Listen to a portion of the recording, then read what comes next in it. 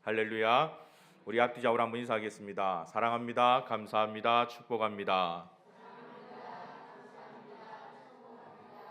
주님의 사랑과 은혜가 우리 가운데 충만히 가할 줄 믿습니다. 우리 잠시 기도하고 함께 말씀 나누겠습니다. 살아계신 아버지 하나님 감사합니다. 귀하고 복된 시간 허락하여 주시고 아버지 앞에 나아갈 수 있도록 은혜를 도하여 주심을 감사합니다. 이 시간 온전히 하나님께 집중하는 은혜의 시간이 되게 하여 주옵시고 아버지의 말씀이 우리의 심령을 회복시키며 아버지께 기도할 때에 우리가 주의 놀라운 은혜를 누리는 귀하고 복된 자리 되게 하여 주옵소서. 이 시간 말씀을 대언고자 이 자리에 선 자가 너무나도 무익하고 아버지 하나님 또한 부족합니다. 하나님의 놀라운 은혜가 필요합니다. 주께서 강권적으로 붙들어 주셔서 오직 아버지 하나님 말씀만을 대언하는 귀하고 놀라운 자리가 되도록 주님 축복하여 주옵소서. 모든 영광 오직 주께 올려드리며 살아계신 주 예수 그리스도 이름으로 기도하옵나이다. 아멘. 한 개척교회가 있었습니다. 상가 건물에 교회에 세를 내고 개척교회를 시작을 했는데 안타깝게도 그 교회 바로 아래측은 단란 주점이 있었습니다. 가보신 분이 갑자기 감탄사를 하시네요. 저는 가보지 못해서 어떤 곳인지는 모르겠지만 흥겨운 그런 노래가 넘쳐나는 그런 자리이지 않을까라는 생각이 듭니다. 그러다 보니까 교회에서 예배를 드릴 때마다 기도회를 할 때마다 참 당혹스러운 일들이 생기기를 시작했습니다. 하루는 목사님께서 성도들에게 하나님 말씀을 선포하시면서 정말 우리가 깨어서 기도해야 됩니다. 정신 차려야 됩니다. 여러분 이런 말씀을 선포하고 있는데 갑자기 아래층에서 노래 소리가 들립니다.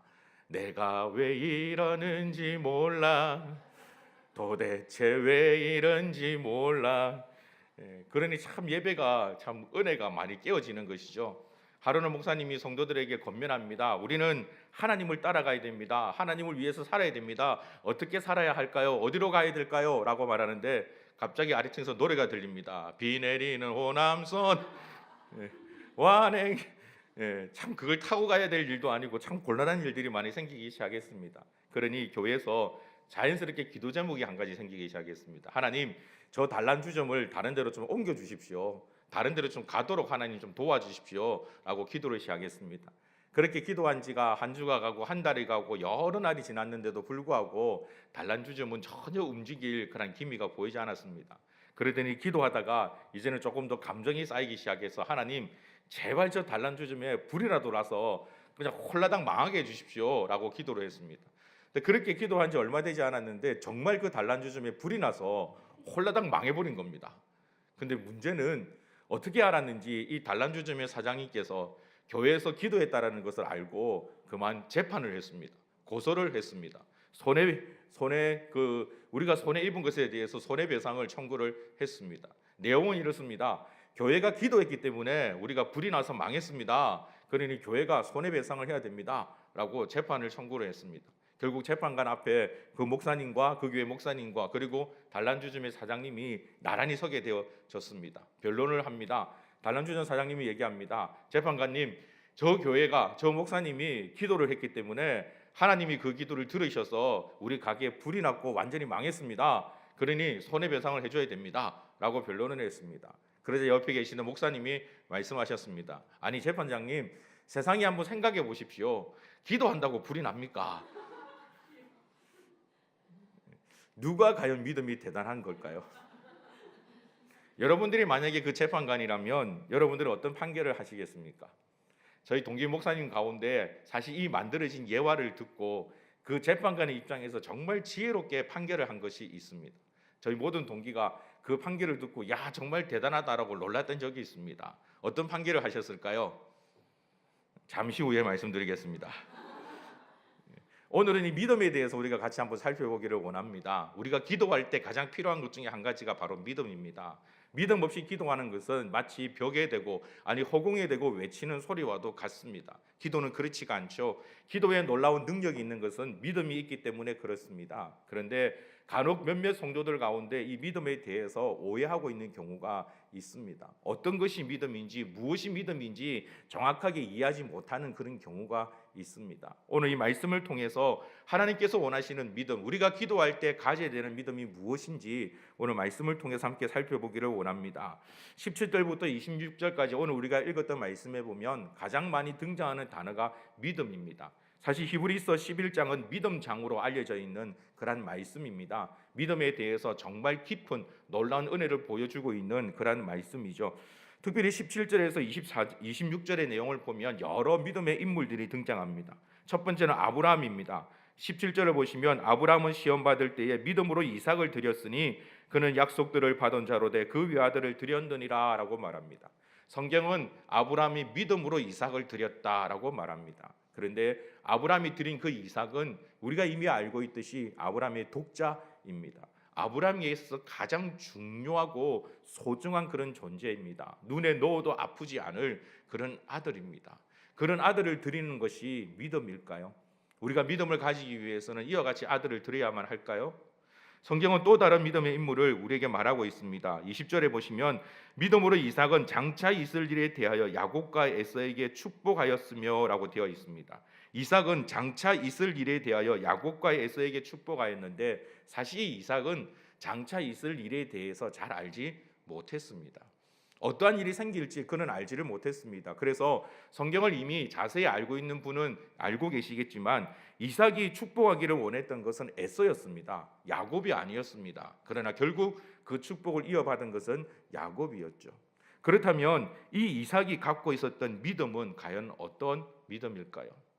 또 다른 인물이 등장합니다. 21절에 믿음으로 야곱은 죽을 때에 요셉의 각 아들에게 축복하고 그 지팡이 머리에 의지하여 경배하였으며 라고 되어 있습니다. 이 21절은 그 당시 고대 근동에 살았던 사람이라면, 유대의 사고방식을 갖고 있었던 사람이라면, 아니 오늘날 우리나라에서도 유교적인 사고방식을 갖고 있는 사람이라면 도저히 이해할 수 없는 일을 지금 야곱이 하고 있는 것입니다. 야곱에게는 12아들이 있었습니다. 그 아들 가운데 요셉은 11번째 아들입니다. 그 11번째 아들의 손자들에게 지금 야곱이 축복을 하고 있는 것입니다. 그것을 얘기하고 있습니다. 이것은 도리에 어긋나는 일이죠. 이렇게 도리에 어긋나는 일을 하는 것이 믿음이라고 우리가 봐야 할까요? 22절에 보면 믿음으로 요셉은 임종시에 이스라엘 자손들이 떠날 것을 말하고 또 자기 뼈를 위하여 명하였으며 라고 말합니다. 지금 믿음으로 요셉은 임종시에 이스라엘 자손들이 떠날 것을 말하고 있습니다. 실제로 이스라엘 자손이 그 고센 지방에서 떠난 것은 약 400년이 지난 다음의 일입니다. 그 어마어마한 시간이 지난 다음의 일을 요셉은 말하고 있습니다. 그리고 그때에 반드시 내 뼈를 가지고 떠나라라고 얘기하고 있는 것이죠. 잘 알지 못하는 미래에 일어날 일들을 얘기하는 것, 예언하는 것, 과연 이것이 믿음일까요? 23절에 보면 믿음으로 모세가 났을 때에 그 부모가 아름다운 아이임을 보고 석 달 동안 숨겨 왕의 명령을 무서워하지 아니하였으며 라고 되어 있습니다. 여러분, 믿음은 왕의 명령을 무서워하지 않는 걸까요? 정치 세력과 싸우는 걸까요? 이 나라 지도자들과 투쟁하는 것이 과연 믿음일까요? 과연 성경에서 우리에게 말씀하고 있는 믿음은 무엇이겠습니까? 마지막 24절에서부터는 모세에 대해서 말하고 있습니다. 24절에 믿음으로 모세는 장성하여 바로의 공주의 아들이라 칭함받기를 거절하고 25절에 도리어 하나님의 백성과 함께 고난받기를 잠시 제약의 낙을 누리는 것보다 더 좋아하고 라고 되어 있습니다. 사실 이미 믿음을 갖고 있는 분은 이 24절과 25절의 말씀이 너무나도 잘 이해될 것입니다. 그래, 그렇게 살아야지 라고 생각할 것입니다. 그러나 여러분, 냉정하게 살펴볼 때 지금 모세가 걸어가는 길은 너무나도 어렵고 힘든 길이지 않습니까? 이 세상의 부귀영화를 다 포기하고 걸어가는 길입니다. 믿음이 있는 사람은 이 땅에서 성공하면 안 됩니까? 믿음이 있는 사람은 이 땅에서 부자가 되면 안 됩니까? 과연 성경이 우리에게 말씀하고자 하는 믿음은 무엇일까요? 흔히 우리가 믿음에 대해서 생각할 때 나의 것을 포기하는 것이 믿음이다라고 생각하는 경우가 많이 있습니다. 오히려 어려운 길, 고난의 길, 힘든 길을 걸어가는 것이 믿음이다라고 생각하시는 분들도 많이 있습니다. 물론 이것은 완전히 틀린 말은 아닙니다. 그러나 그것보다 먼저 우리가 주목해서 보아야 할 것이 있습니다. 앞서 제가 말씀드렸던 그 예화의 재판관의 판결을 내리신 우리 동기 목사님의 이 재판을 하면서 그 교회 개척교회 목사님과 그리고 단란주점 사장님에 대해서 둘 다 유죄라는 판결을 했습니다. 왜 유죄라는 판결을 했을까요? 첫 번째, 단란주점 사장에 대한 판결의 내용은 이러합니다. 위 사람은 거짓된 믿음을 가지고 있었기 때문에 유죄에 속한다. 그 이유는 하나님께 기도함으로 말미암아 불이 날 것이 알 정도에 대한 믿음을 갖고 있었다면 단란주점에 머물러 있을 것이 아니라 위층에 올라가서 예배를 드려야지 어디 거기에 남아 있느냐. 이거는 죄인이다, 유죄다라고 판결을 했습니다. 목사님의 판결은 무엇이었을까요? 목사님의 판결도 유죄라는 판결이 나온 이유는 이러합니다. 하나님을 믿는 목사로서 기도하면 그 일이 이루어진다는 것을 믿지 않은 것도 죄일뿐만이 아니라 하나님에 대해서 온전히 알지 못했기 때문에 이것은 심각한 죄이다. 오히려 단란주점에 불이 나도록 기도하는 것이 아니라 그 불쌍한 영혼을 위해서 하나님의 구원이 그 자리에 임하도록 기도하는 것이 하나님을 제대로 알아가는 것이다. 그래서 둘 다 유죄라는 판결을 했습니다. 여기에 중요한 핵심이 한 가지 있습니다. 여러분, 믿음이라는 것은 하나님을 제대로 알아가는 것입니다. 하나님이 어떠한 분이라는 것을 알아가는 것입니다. 오늘 제가 방금 읽어드렸던 히브리서 11장 17절에서 26절에 등장하는 믿음의 사람들은 각자 손해보는 길을 선택한 것이 아닙니다. 그들은 가장 최고의 길을 선택한 겁니다. 세상의 가치관으로 보면 어리석은 길입니다. 세상의 가치관으로 보면 이해가 되지 않는 길입니다. 너무너무나 어렵고 힘든 길입니다. 그러나 그들이 그 길을 믿음으로 걸어갈 수 있었던 것은 바로 하나님에 대한 고백이 있었기 때문에 그렇습니다.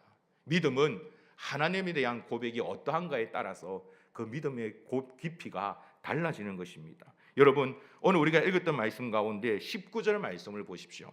19절에 아브라함에 대해서 성경은 이렇게 말씀합니다. 그가 하나님이 능히 이삭을 죽은 자 가운데서 다시 살리실 줄로 생각한지라 비유컨대 그를 죽은 자 가운데서 도로 받은 것이니라. 아브라함이 알고 있었던 하나님은 자기 이삭을 번제로 하나님께 바치지만 완전히 죽이지만 각을 떠서 피를 빼버리고 불태워버리지만 어떤 방법을 쓸지는 몰라도 반드시 하나님께서 이 아이를 다시 살릴 것이라는 확신, 믿음을 갖고 있었다라고 말하고 있는 것입니다. 이것이 아브라함이 가지고 있었던 믿음입니다. 그 믿음이 있었기 때문에, 하나님에 대한 믿음이 있었기 때문에 아브라함은 이삭을 드릴 수가 있었던 것입니다. 다른 모든 믿음의 사람들도 마찬가지입니다. 하나님이 어떠한 분인지를 알았기 때문에, 하나님이 어떠한 분이라는 것을 믿었기 때문에, 그 믿음 때문에 세상에서는 역행되어지는 그러한 길, 세상에서는 각광받지 못하는 그러한 길, 때로는 가시밭길, 십자가의 길, 그 길을 담대함으로 기뻐함으로 걸어갈 수 있었다라는 것입니다. 이 믿음이 저와 여러분 가운데 있기를 주님의 이름으로 축복합니다. 모세의 믿음은 정말 우리가 두고두고 살펴보아야 될 믿음입니다. 우리 가운데는 세상에서 성공하고자 하는 그러한 욕망이 있습니다. 잘 되고자 하는 욕망이 있습니다. 물론 이 땅에서 잘 되면 더욱더 좋겠죠. 그러나 그것보다 더 중요한, 더 가치 있는, 진짜 가치 있는 것을 선택할 줄 아는 지혜가 저와 여러분 가운데 있기를 주님의 이름으로 축복합니다.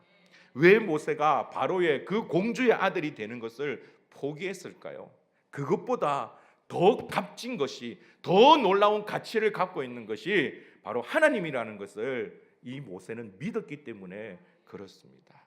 사랑하는 성도 여러분, 이 믿음이 저와 여러분 가운데 더욱더 왕성해지기를 주님의 이름으로 축복합니다. 이 금요철야 이 시간에 하나님 앞에 나오는 이유가 무엇입니까? 바로 이 믿음 때문이기를 주님의 이름으로 축복합니다.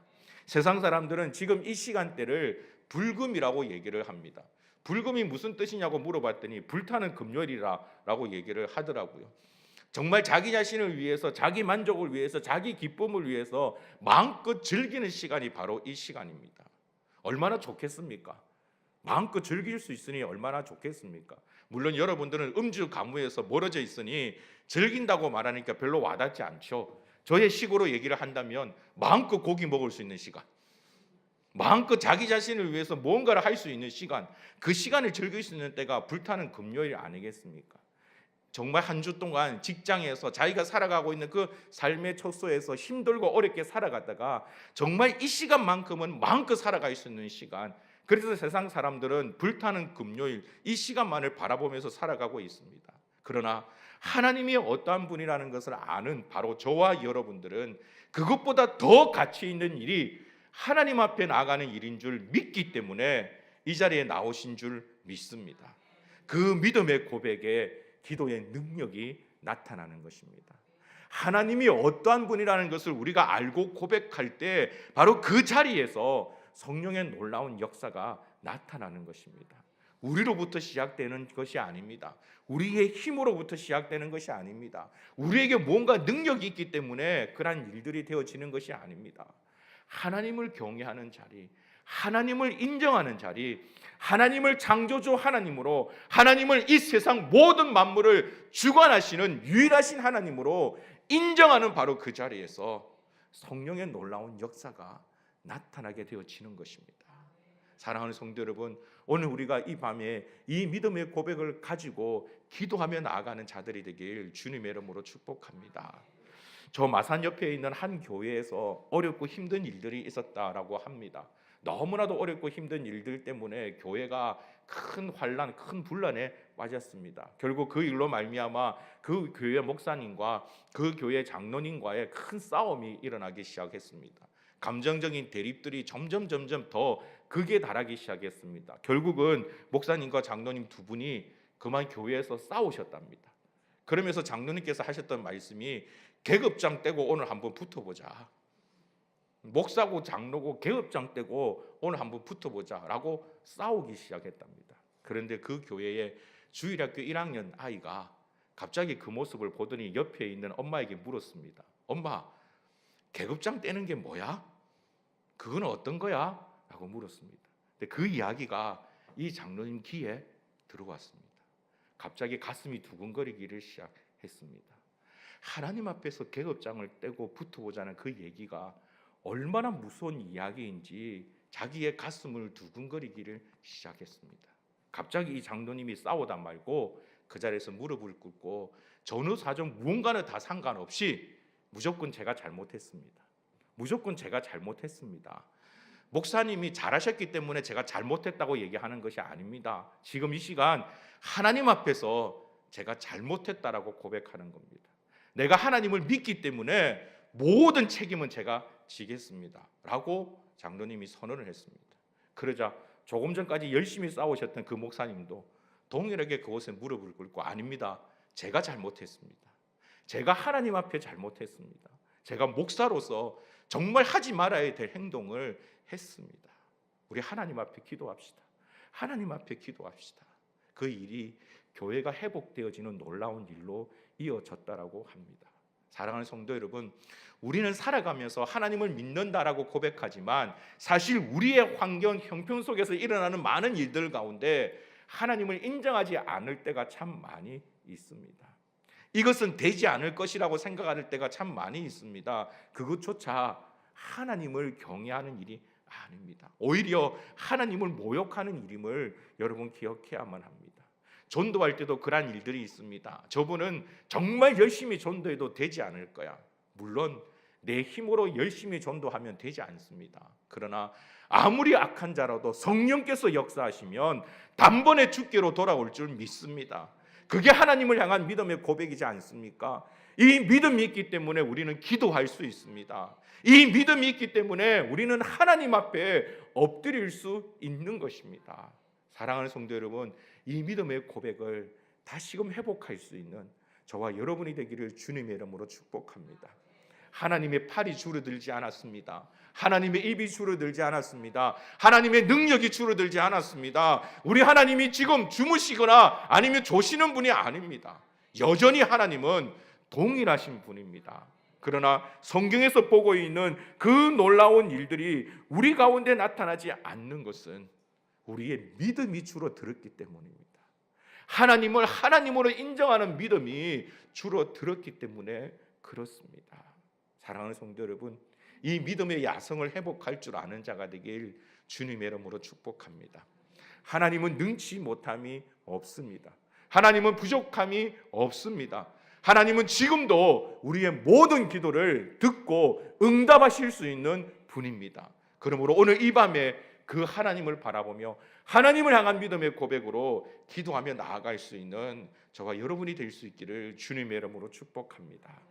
우리 이 마음으로 함께 하나님 앞에 이 찬양을 드렸으면 좋겠습니다. 내 눈 주의 영광을 보내라는 찬양입니다. 이 찬양에 보면 내 눈 주의 영광을 보내 우리 가운데 계신 주님, 그 빛난 영광 온 하늘 돋고 그 찬송 온 땅 가득해라고 고백합니다. 사실 우리가 살아가고 있는 이 시대는 그렇지 않습니다. 지금 우리가 살아가고 있는 이 시대는 우리 가운데 하나님이 계시지 않는 것 같습니다.